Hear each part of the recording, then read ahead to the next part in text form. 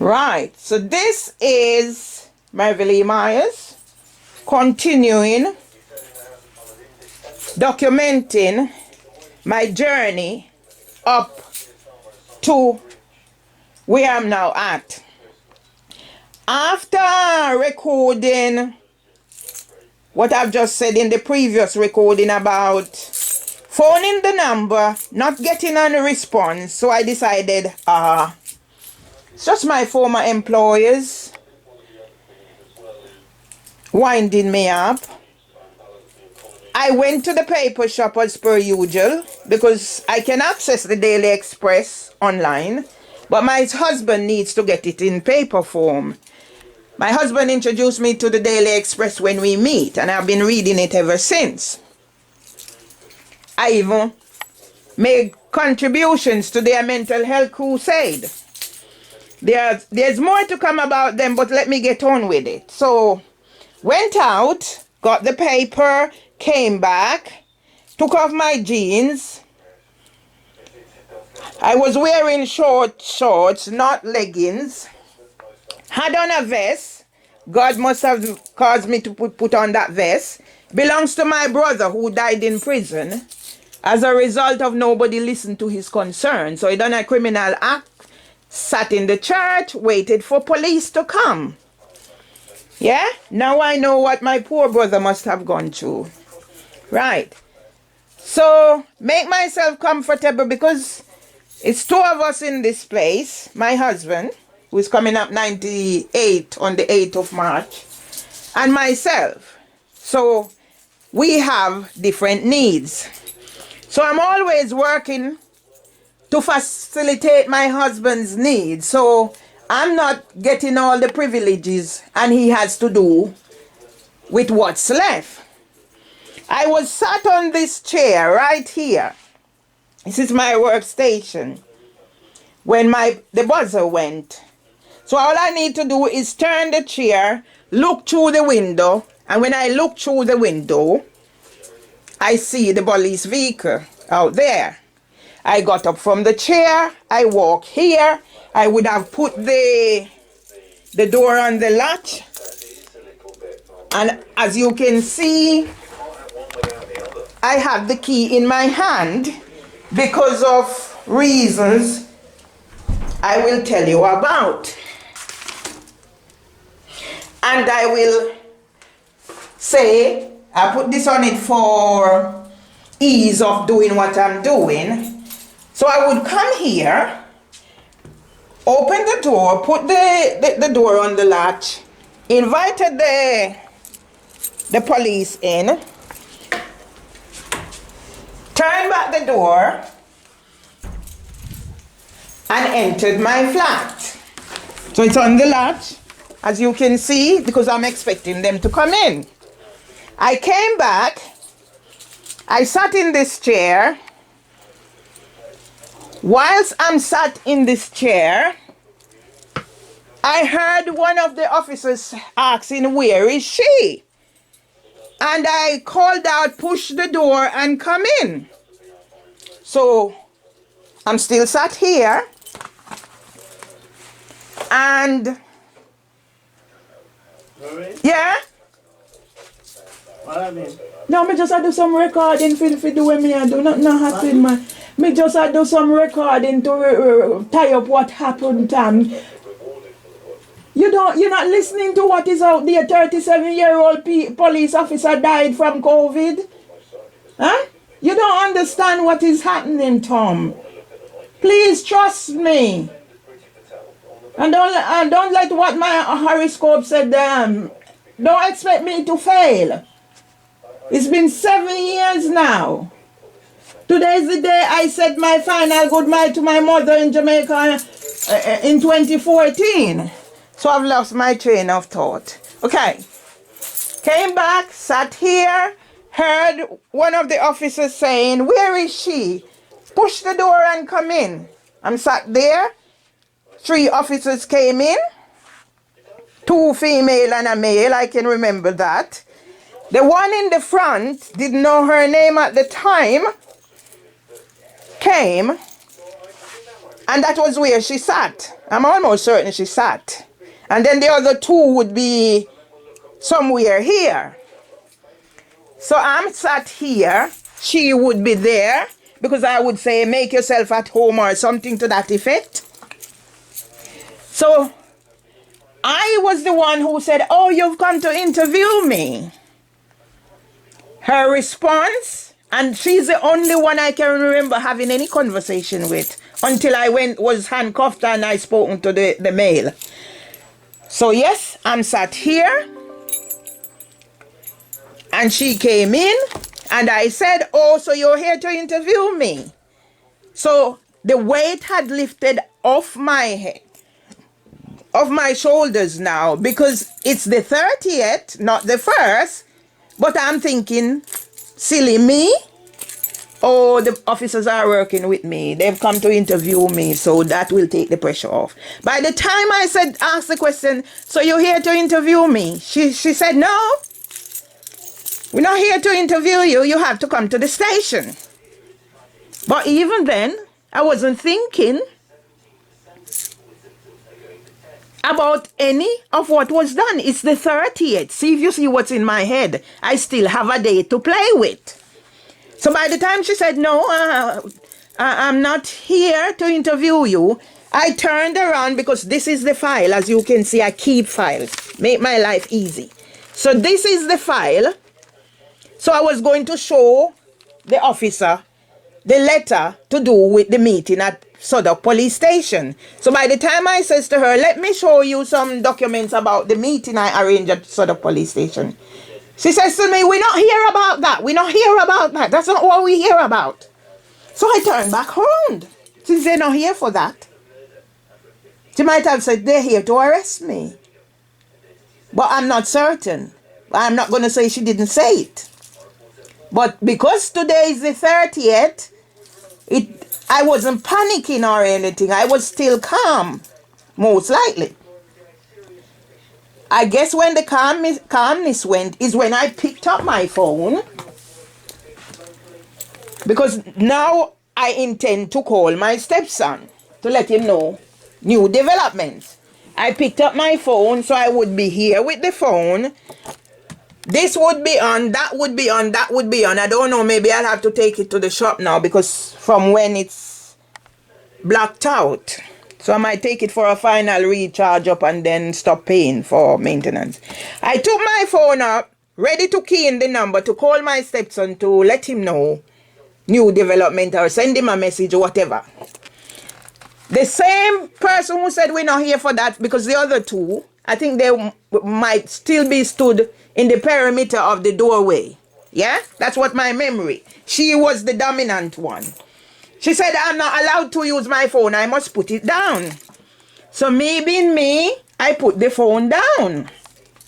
I'm sure that would be where I put the phone, somewhere here. Since I'm not allowed to use my phone, I got up off the chair. So this is me. So there would be things lining the floor. I tidied up this morning, people. So there would be folders and stuff lining the floor, not maybe in this direction. And a paper was there, Daily Express. I got up, I walked about this space, and this is where I was tackled. So I was tackled by that person who was there, who I now know to be Holly Sweeney. I was tackled by the other female who came in right here. It all happened right here. And the male. Yeah? They're trying to take him out of the picture, but that's not what happened. I should have, I'm going to go back and lock the door now that I've done this. I have to be cautious. Yeah? Security. And as you can see, I still got my key, although I'd come in. Right. So as I was saying, I was tackled. These spaces from here to here, and this is where I was tackled. From there, the person who stood there, or was sat there, the two who came from here, and this is where I was tackled. So when they tackled me now, because I don't know if I'd said, I'm going to speak to my husband or whatever. But I guess by this time I would have been in a panic. Tackled here, and this is where it all happened. In this perimeter. So I was handcuffed, taken out the room. I'm sure before all of that happened, some conversation going on about getting dressed and whatever. And I must have objected. For in my head, today is the 30th, not the 1st. So I was tackled right there, handcuffed, and I was shouting out, Tom, Tom, Tom.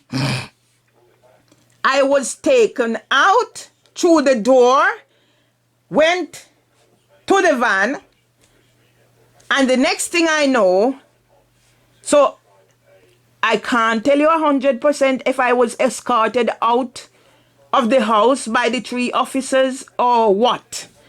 All I know, I was led from here in handcuffs, partially clothed, to the van. And the next thing, I heard the female saying to the male, you need to watch her. So he came and he sat I was on the back seat and he came and he sat on the side seat. So at some stage he was there watching me. I'm in handcuffs. As you will, when you read the thing, you will hear about disappearance and all that. And all that I've done, wrestled to one female and grabbed the taser of another. So whilst I was sat in the vehicle, I remember saying to the young man, the handcuff is hurting me. Yeah? To this day, I don't know if that young man responded to me. Right, I'm going to tie this up now. It was days later. My husband says to me, the foggy one was searching my bedroom. Yeah? Because I was sat out there being watched by the male officer whilst the 2 female was in here. I don't know what happened. Yeah? It was what my husband says to me days later. All right.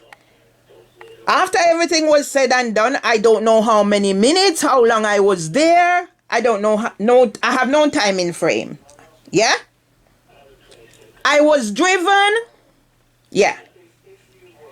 I remembered one of the PC, the same one, Holly Sweeney, giving directions to someone else. So apparently, 2 vehicles came, a patrol car and a van. So she gave directions for the other person to go back with the car. I remember that distinctly. Right. I'm trying to remember now. So I was transported to the Walworth police station. Rickety, handcuff hurt in my hand. And the van was parked out in the yard. So by this time now, I'm in the van, partially clothed. And I started to shiver. At this time now, it was Holly Sweeney who stood outside the van watching me. Every time I looked at her, she made up her face. And if you go back and look in their report when she said, what she was doing was unnerving me. But I took it in my stride because I know that's how we black people say white people smile. They see you and they crunch up their face. But it was unnerving me. So I tried not to look at her as much as possible. But she was always making sure I see her. Right. At one stage, so by this time now, I was shivering. The friction of the handcuffs behind my back was hurting me. I can't remember how it go in order. But I remember I had some communication with Holly Sweeney, and I asked her, how old are you? And she says, 24. So I says to her, if my elder son had started a family when he got married, I could be his grandmother, her grandmother. And she says to me, if you were my mother, I could understand. I said, I did not say your mother. I said your grandmother. Yeah? That was one of the conversations I had with her. I won't say what sequences these conversations come into. But every time I see her looking at me, I'm sure she must have noticed I was shivering. And then later on, as I said, I don't know about sequences of what happened. She came and she sat on the side seat of the van and she turned to me and said, so she must have noticed I was shivering. She turned to me and she said, by the way, Mervily, do you have any COVID symptoms? And I looked at her and I responded. I said, isn't it rather late now for you to be asking me that question? Yeah? She never asked, how are you feeling? Whatever. She must have noticed the shivering. Anyway, at one stage now, another police officer came to the van. No, he was outside the van. I called his attention. And I says to him, the last time that I had to call the ambulance out, or it wasn't the last time. I said I had to call out the ambulance on the 3rd of September 2020 because I had the shakes and I just couldn't control it. I says to him, I have Parkinson's in my DNA. I do not have a medical diagnosis for Parkinson's, so I cannot claim it as a disability. But I have a diagnosis for chronic anxiety. This little runted boy now, because I don't know if he has doctorate as part of his qualification, he's going to ask me, what do you do when you're having a chronic anxiety attack? Do you use breathing techniques? Yeah? The reason why I had told him about the shakes, because I was by now shaking uncontrollable, and the friction of the handcuffs was hurting me more. So I says to him, I told your colleague before I left home that the handcuffs was hurting me. I said it's hurting worse now. Yeah? But what really got me upset was when he's going to ask me what breathing techniques, because he offered to open the handcuffs for me to slacken them. And I said, okay, if that will help, that's fine. But what really upset me is the fact he's going to ask me what breathing technique I use when I get a chronic anxiety attack. I am in this situation. My hands are handcuffed behind me. I am scared that my limbs are going to start to crumble, because I do get those times when my muscle crumble and I have no control. I have muscle contract. The fingers just crumble. So that was the fear in my mind. So that's why I was seeking help. Yeah? He asked me now. So when he said to me, I asked about the techniques, I asked him what's his qualification, blah, blah, blah. So you know what's just going to trigger. So I just started cursing. So by the time I started cursing, I don't know where the officers came from, but they were all around the vehicle. And I'm thinking, okay, now here is an animal. Here is an animal in the zoo. That was what's going in my head. So crowd attention, it's the circus. That's what's in my head. He asked me, he attempted to open the handcuffs. Then he said I must bend over. And I did actually bend over because, instinct. But it was afterward I'm thinking now, why are you asking me to bend over? I'm partially naked. If it was only the officers who came to my house, I wouldn't mind so much. But by now, I don't know where these officers came from. They don't have anything to do. In the end, he didn't open the handcuff. So in my head now I'm thinking, not a thing more, one of the officers realizing that I was partially closed, asked him to tell me to bend over.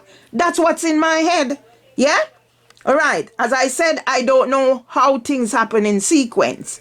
I was there. I called to Holly Sweeney and I said, I need the toilet. She says to me she has to go and find out because there's a long queue in there. She went and she come back and she said they won't allow us in there. So now I'm holding my legs together and I'm thinking, oh my God, don't let me lose my dignity. Right. I am in the van. I'm getting the shakes, so the handcuff is hurting me. And all the things now, because by now panic attack must be setting in. The trauma, the triggers for my trauma has been exacerbated. Right. Long after, as I said, I don't know time frame by this. All I'm there trying to keep your dignity. The handcuffs is hurting. Whatever is happening, eventually they come to get me. Now, I know Nikki Wright, and the young man who had told me to bend over. So by the time the two female officer was leading me down, he was standing a little way. The first thing he asked me was, have you calmed down now? Telling me to calm down is another trigger, so I gave him some choice Jamaican words. Going into, yes, I told him why I was upset, and he was really generous in his apologies. He really was generous in his apologies, yeah? I will give that to that young man. Don't know if he's Harry Stock or if he's Ben Godfrey. I don't know who is who now. I know the two female.